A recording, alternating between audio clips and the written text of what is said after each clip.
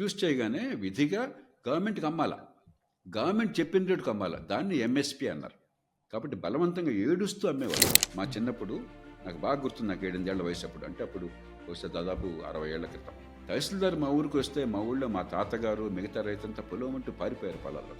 ఎందుకని?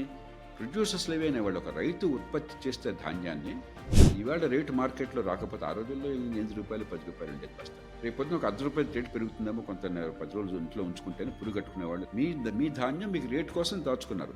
అది చట్టరీత్యా నేరం. ప్రొడ్యూస్ చేయగానే విధిగా గవర్నమెంట్కి అమ్మాల, గవర్నమెంట్ చెప్పిన రేటుకు అమ్మాల. దాన్ని ఎంఎస్పి అన్నారు. ఈ రైతులు అమ్మకపోతే నేరం అది. అందుకని తహసీల్దార్ వచ్చారంటే పాపం ఈ రైతులంతా పారిపోయారు. అంతగా హింస పెట్టేవాడు.